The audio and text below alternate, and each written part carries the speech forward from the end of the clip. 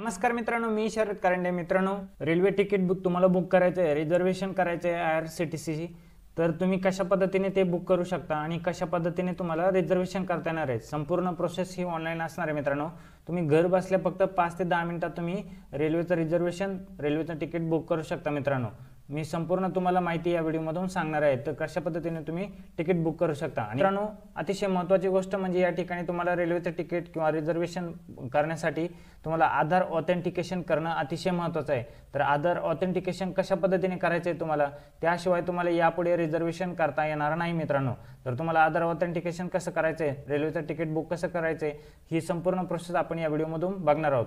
तत्पूर्वी जर तुम्ही चॅनलवरती जर नवीन असाल तर चॅनलला आपल्या सबस्क्राईब करा आणि अशाच महत्त्वपूर्ण व्हिडिओसाठी नोटिफिकेशन बेलला क्लिक करून ठेवा. चला तर व्हिडिओला आपण सुरुवात करूया.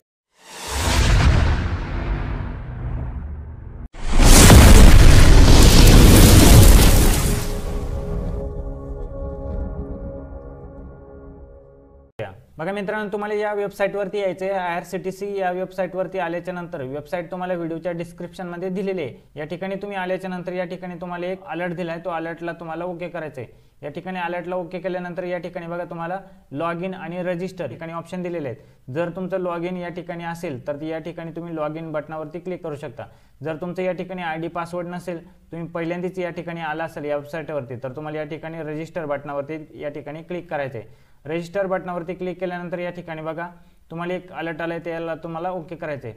ओके केल्याच्या नंतर या ठिकाणी बघा तुम्हाला तुमचं रजिस्ट्रेशन करायचं आहे. या ठिकाणी तुम्हाला तुमचं युजर नेम विचारले, तर तुम्हाला युजर नेम या ठिकाणी तयार करायचं आहे, जे की तुम्हाला IRCTCचं लॉग इन करताना या ठिकाणी कायम लागणार आहे. असं तुम्हाला युजर नेम या ठिकाणी तयार करायचं आहे. तुम्ही तुमच्या पद्धतीने काहीही नाव टाकून तुमचं युजर नेम या ठिकाणी बनवू शकता.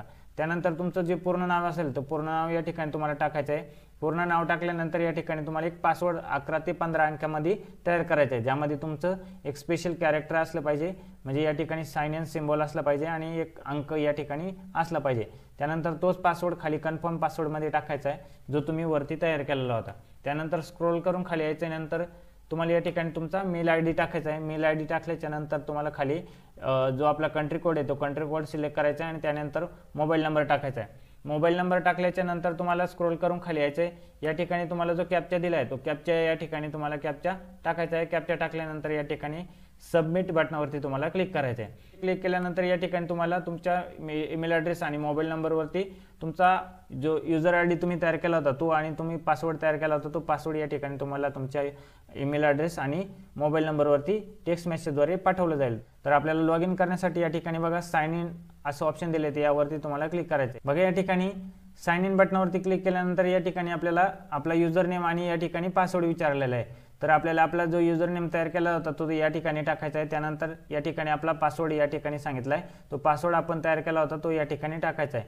त्यानंतर खाली जो कॅप्चा दिला आहे या निळ्या अक्षरामध्ये बघा, निळ्या पट्टीमध्ये कॅप्चा दिला आहे, तो कॅप्चा खाली टाकायचा. या ठिकाणी कॅप्चा टाकल्यानंतर आपल्याला डायरेक्ट साइन इन बटनावरती क्लिक करायचं आहे. तुम्ही लॉग इन केल्याच्या नंतर या ठिकाणी तुम्हाला वेलकम तुमचे नाव जे असेल ते नाव या ठिकाणी तुम्हाला दाखवले जाईल.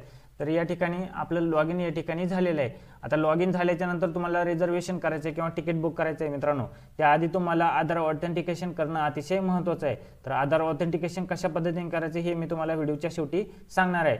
तर त्याशिवाय तुम्हाला तिकीट बुक करता येणार नाही. आता या ठिकाणी आपलं आधार ऑथेंटिकेशन झालेलं आहे. बघा या ठिकाणी तुम्हाला ग्रीन टिक दिसते नावाच्या पुढं. तर आधार या ठिकाणी बघा आधार व्हेरीफाईड, म्हणजे आधार ऑथेंटिकेशन आपल्या या ठिकाणी झालेलं आहे, म्हणून आपल्याला या ठिकाणी तिकीट बुक करता येणार आहे.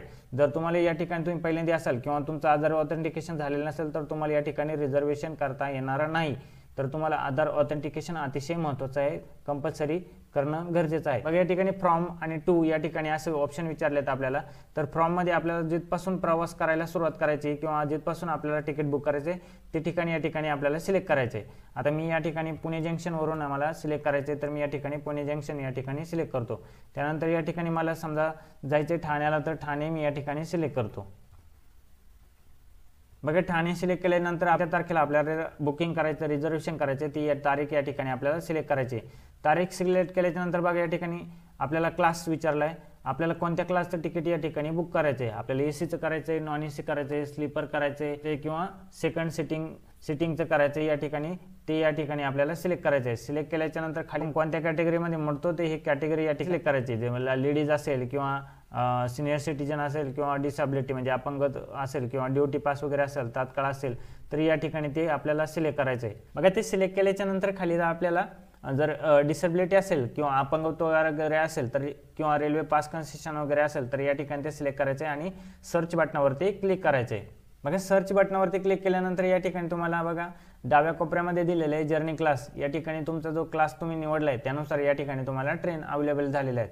जर तुम्ही या ठिकाणी बदलायचं असेल, तुम्हाला एसी किंवा सेकंड सेटिंग वगैरे करायचं असेल तर या ठिकाणी तुम्ही ते सिलेक्ट करून या ठिकाणी सर्च करू शकता. बघा या ठिकाणी सांगितलेलं आहे आपल्याला कुठून कुठपर्यंत जायचं आहे, कधी जायचं आहे, सर्व या ठिकाणी आपण सिलेक्ट केलेलं आहे. त्यानंतर आपल्याला खाली ट्रेन आलेले आहेत, जे आपले ट्रेनचं नाव असेल ते या ठिकाणी दिलेलं असेल. त्यानंतर ट्रेनचा जो नंबर असेल तो पुढे दिलेला असेल त्यानंतर खाली जो टायमिंग दिला आहे तो टायमिंगला या ठिकाणी ट्रेन किती वाजता निघणार आहे ते टायमिंग या ठिकाणी दिलेलं आहे आणि किती वाजता पोहोचणार आहे तो टायमिंग या ठिकाणी पुढे दिलेला आहे मित्रांनो. तर या ठिकाणी तुम्ही त्या ट्रेनचा टायमिंग बघून तुमची ट्रेन त्या ठिकाणी बुक करू शकता. आता या ठिकाणी बघा जो आपला क्लास दिला आहे तो क्लास या ठिकाणी ट्रेनचा दिलेला आहे. त्यावरती तुम्ही रिफ्रेशवरती क्लिक केल्यानंतर बघा या ठिकाणी तुम्हाला नॉट अवेलेबल म्हणजे तुम्हाला या ठिकाणी सीट अवेलेबल नाही. त्यानंतर या ठिकाणी बघा WL 53 58 म्हणजे 58 या ठिकाणी असं नंबर दिलेला असेल तर या ठिकाणी तुम्हाला तेवढे वेटिंग नंबर आहेत या ठिकाणी तुम्हाला दाखवले जाईल लाल अक्षरामध्ये आणि या ठिकाणी तुम्ही सिलेक्ट करून या ठिकाणी बुक नाववरती क्लिक केलं तर तुम्हाला तुमचं तिकीट बुक करता येणार आहे. त्यानंतर या ठिकाणी तुमचं ट्रेनचं तिकीट लागणार आहे ते तिकीट या ठिकाणी तुम्हाला दाखवलं जाईल. आता जर तुम्हाला या ठिकाणी दुसरी ट्रेन बघायची असेल तर तुम्ही असे स्क्रोल करून खाली येऊन या ठिकाणी असं रिफ्रेश बटनावरती क्लिक केल्यानंतर या ठिकाणी तुम्हाला दिसेल.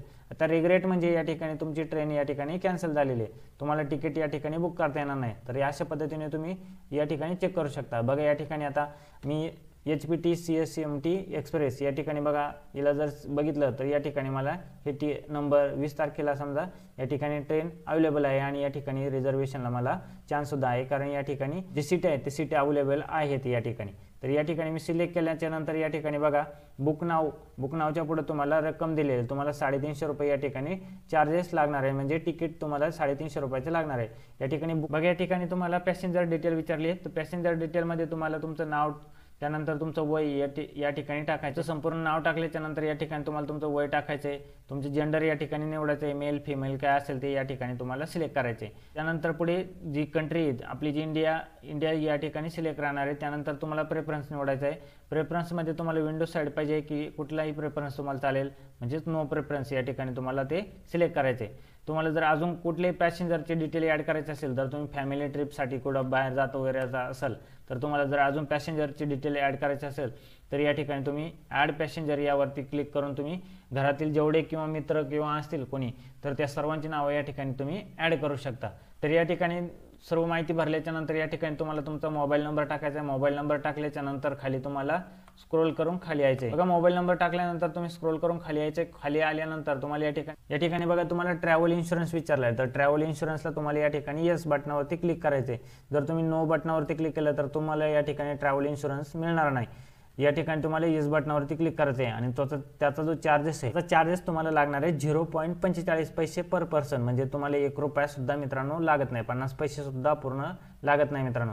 45 पैसे काही नाही आहे आपल्यासाठी पण ते अतिशय महत्त्वाचे आहेत. तर या ठिकाणी तुम्हाला येस ट्रॅव्हल इन्शुरन्स हा येसवरती ठेवायचा मित्रांनो. तुम्हाला येस ट्रॅव्हल इन्शुरन्स या बटनावरती तुम्हाला क्लिक करायचे आहे. त्यानंतर तुमचा पेमेंट मोड या ठिकाणी विचारले. तुम्ही UPI payment, credit card, debit card, net banking, wallet असेल तुमचं या ठिकाणी तुम्ही पेमेंट करू शकता. या ठिकाणी बघा भीम UPI सुद्धा या ठिकाणी दिलेले आहेत. खाली तुम्हाला कन्व्हेन्शन जो चार्जेस लागणार आहे तो 30 रुपये या ठिकाणी क्रेडिट कार्ड, डेबिट कार्डसाठी लागणार आहे आणि UPI साठी तुम्हाला या ठिकाणी 20 रुपये लागणार आहे. तर मी या ठिकाणी UPI वरती क्लिक करून या ठिकाणी कंटिन्यू बटनावरती क्लिक करतोय. बघा कंटिन्यू बटनावरती क्लिक केल्यानंतर या ठिकाणी आपल्याला ट्रेनचं नाव दाखवलं जाईल, किती अडल्ट वगैरे किती पॅसेंजरचं या ठिकाणी आपण ॲड केलेला डेटा. त्यानंतर खाली पॅसेंजर डिटेल म्हणजे जे आपलं नाव वगैरे या ठिकाणी दाखवलं जाईल. त्यानंतर आपला खाली मेल ॲड्रेस आणि मोबाईल नंबर या ठिकाणी दाखवलं जाईल.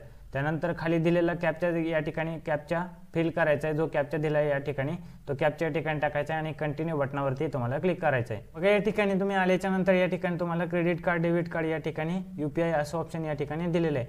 त्यानंतर मल्टी पेमेंट सर्व्हिसवरती गेल्यानंतर या ठिकाणी तुम्हाला पेटीएम तुमचं पेटीएम असेल, नेट बँकिंग असेल, त्यानंतर वॉलेट UPI वगैरे असेल किंवा या ठिकाणी फोनपे, गुगल पे या ठिकाणी असेल किंवा रोजगार पे वगैरे वापरत असाल तर ते या ठिकाणी तुम्ही त्याच्यावरून पेमेंट सुद्धा करू शकता मित्रांनो. या ठिकाणी तुम्ही कुठलेही एक सिलेक्ट करून या ठिकाणी तुम्हाला पे अँड बुकवरती क्लिक करायचं आहे. त्यानंतर या ठिकाणी भीम UPI या ठिकाणी तुम्हाला दिलेले आहे. मग या ठिकाणी तुम्ही पेटीएमवरती तुम्ही क्लिक करून पेमेंट करू शकता किंवा ॲमेझॉन पेवरती तुम्ही क्लिक करून पेमेंट करू शकता. या ठिकाणी पेटीएमला सिलेक्ट केलं तर या ठिकाणी पे अँड बुकवरती क्लिक करायचं आहे. बघा या ठिकाणी तुम्हाला एक QR कोड दिलेला आहे. तो QR कोड तुम्हाला तुमच्या मोबाईलच्या पेटीएम असेल, गुगल पे असेल किंवा तुमचं फोनपे असेल त्यामधून तुम्हाला स्कॅन करून या ठिकाणी तुम्हाला पेमेंट करायचं आहे मित्रांनो. पेमेंट केल्याच्या नंतर तुम्हाला अशी एक PDF डाउनलोड होईल. ते PDF तुम्हाला या ठिकाणी डाउनलोड करायची. बघा तुम्ही PDF डाउनलोड केल्याच्या नंतर बघा तुम्हाला संपूर्ण माहिती या PDF मध्ये दिलेली आहे मित्रांनो. तुम्ही कुठून कुठपर्यंत बुक केलेले आहे, तुमचा किती नंबर, तुमचं एज काय, तुमचं नाव काय, तुमचं जेंडर काय, तुम्ही सर्व या ठिकाणी तुमची माहिती या ठिकाणी आलेली असेल मित्रांनो. संपूर्ण माहिती या ठिकाणी तुम्ही बघू शकता मित्रांनो. त्यानंतर तुम्ही या ठिकाणी तुमचं खाली चलन सुद्धा या ठिकाणी आलेलं आहे. तुम्ही किती चलन पे केलेले संपूर्ण माहिती या ठिकाणी तुम्हाला आलेली असेल मित्रांनो. याची जी PDF आहे ती PDF तुम्ही संपूर्ण या ठिकाणी डाउनलोड करून घेऊ शकता मित्रांनो. मेल ID वरती तुमच्या PDF पाठवली जाते, जे तिकीट बुक केले ते, आणि तुमच्या मोबाईल नंबरवरती मेसेज सुद्धा येतो मित्रांनो. बघा या ठिकाणी तुम्ही होम पेजवरती आल्याच्या नंतर या ठिकाणी बघा तुम्हाला तुमचं जे माय अकाउंट या ठिकाणी ऑप्शन दिसते. माय अकाउंटवरती तुम्हाला या ठिकाणी जायचं आहे. माय अकाउंटवरती गेल्याच्या नंतर या ठिकाणी तुम्ही तुमची जी तिकीट बुक केल्याची हिस्ट्री आहे ती हिस्ट्री या ठिकाणी तुम्ही बघू शकता. आता मी या ठिकाणी ऑल जर्नीवरती क्लिक केल्यानंतर बघा या ठिकाणी तुम्ही तुमचे जे तिकीट बुक केलेले असतील तर त्या तिकीट बुक केलेल्याचे या ठिकाणी तुम्ही हिस्ट्री बघू शकता. या ठिकाणी तुम्ही ती PDF त्याची डाउनलोड करू शकता. बघा या ठिकाणी मी या ठिकाणी तिकीट बुक केलेले, तर या ठिकाणी तुम्ही किती चलन पे केलेले आहे, किती कुठून कुठपर्यंत केलेले संपूर्ण माहिती या ठिकाणी तुम्हाला आलेली असेल. या ठिकाणी तुम्ही प्रिंट बटनावरती क्लिक करून त्याची PDF या ठिकाणी तुम्ही डाउनलोड करू शकता मित्रांनो. आता बघा या ठिकाणी आपल्याला आधार ऑथेंटिकेशन मी तुम्हाला सांगितलं होतं व्हिडिओच्या सुरुवातीला, तर आधार ऑथेंटिकेशन कशा पद्धतीने करायचे या ठिकाणी मी तुम्हाला सांगणार आहे. बघा या ठिकाणी तुम्हाला माय अकाउंटवरती यायचं आहे. माय अकाउंटवरती आल्याच्या नंतर या ठिकाणी तुम्हाला ऑथेंटिकेशन युजर यावरती तुम्हाला क्लिक करायचं आहे. बघा या ठिकाणी तुम्ही ऑथेंटिकेशन युजरवरती क्लिक केल्याच्या नंतर या ठिकाणी तुम्हाला तुमचा आधार नंबर टाकायला येईल. तो आधार नंबर टाकल्याच्या नंतर खाली तुम्हाला कन्फर्म करायचा आहे. कन्फर्म केल्याच्या नंतर तुमच्या मोबाईलवरती एक OTP पाठवला जाईल. तो OTP तुम्हाला टाकून कन्फर्म करायचा आहे. जसं तुम्ही कन्फर्म कराल तर या ठिकाणी तुमचं ऑथेंटिकेशन युजर या ठिकाणी अशी ग्रीन टिक येईल. आता माझं ऑलरेडी आहे त्यामुळे मला या ठिकाणी ग्रीन टिक आलेली आहे आणि या ठिकाणी मला आधार नंबर टाकायला ऑप्शन आलेला नाही. तर तुमचं जर नसेल तर या ठिकाणी तुम्हाला ऑथेंटिकेशन युजर यावरती तुम्ही क्लिक केल्याच्या नंतर तुम्हाला आधार नंबर टाकायला येईल. तो आधार नंबर टाकल्याच्या नंतर तुम्हाला OTP टाकायला येईल. तो OTP टाकल्यानंतर तुमचं या ठिकाणी असं ऑथेंटिकेशन युजर असं या ठिकाणी ग्रीन टिक येऊन जाईल. बघा या ठिकाणी आधार ऑथेंटिकेशन झाल्याच्या नंतर या ठिकाणी तुम्हाला असं मेसेज येईल, your profile detail are successfully authenticated with Aadhaar. जर या ठिकाणी आधार ऑथेंटिकेशन झालेलं नसेल तर तुम्हाला या ठिकाणी तुमचा आधार नंबर टाकून ऑथेंटिकेशन करावं लागणार आहे मित्रांनो. त्यासाठी तुम्हाला माय अकाउंटवरती जाऊन ऑथेंटिकेशन युजर यावरती तुम्हाला क्लिक करून तुमचा आधार नंबर टाकायचा आहे आणि ऑथेंटिकेशन करायचं आहे. तुमचं ऑथेंटिकेशन झाल्याच्या नंतर या ठिकाणी तुम्हाला असा मेसेज येईल आणि या ठिकाणी तुमचं आधार व्हेरिफाईड म्हणून तुम्हाला ग्रीन टिक येईल. तर अशा पद्धतीने तुम्ही तुमचं आधार ऑथेंटिकेशन करू शकता, रेल्वेचं तिकीट बुक करू शकता, त्याचं रिझर्वेशन करू शकता. बघा मित्रांनो, तुम्ही तिकीट बुक केल्याच्या नंतर तुम्हाला तुमच्या मेल ID वरती त्याचं रेल्वेचं जे बुकिंग झाल्याचं जे तिकीट आहे तिकीट तुमच्या मेल ID वरती सेंड केलं जाईल आणि तुम्हाला मोबाईलवरती टेक्स्ट मेसेज सुद्धा येईल. त्यामध्ये तुम्हाला सीट नंबर आणि तुमचा सीट नंबर आणि तुमचा जो बोगी नंबर आहे तो बोगी नंबर दिलेला असतो मित्रांनो. बघा मित्रांनो, तुम्ही तिकीट बुक केल्याच्या नंतर तुम्हाला असं तिकीट तुम्हाला कन्फर्म तिकीट बुक केलं झाल्याच्या नंतर तुम्हाला असं मेसेज येतो. बघा या ठिकाणी तुम्हाला तुमच्या ट्रेनचं नाव असेल, ती कधी सुटणार आहे, तिचा टायमिंग, त्यानंतर कधी पोहोचणार आहे, सर्व माहिती या ठिकाणी दिलेली असते. कुठून कुठपर्यंत जाणारी ट्रेन आहे, त्यानंतर तुम्हाला पॅसेंजर डिटेल या ठिकाणी दिलेली असते. तुमचं या ठिकाणी बघा करंट स्टेटस या ठिकाणी तुमचं नाव या ठिकाणी दिलेलं असतं, नाव, वय आणि तुमचं जेंडर या ठिकाणी दिलेलं असतं. तर या ठिकाणी करंट स्टेटस जे असेल ते करंट स्टेटसमध्ये तुम्हाला कन्फर्म म्हणून येईल. त्यानंतर तुमचा कोच जे असेल तो कोच या ठिकाणी तुमचा कोच नंबर दिलेला असेल, म्हणजे तुमचा डब्बा जो ट्रेनचा जो डब्बा आहे, बोगी आहे, ते बोगी नंबर या ठिकाणी दिलेला असेल. तुमचा सीट नंबर या ठिकाणी दिलेला असेल खाली बघा.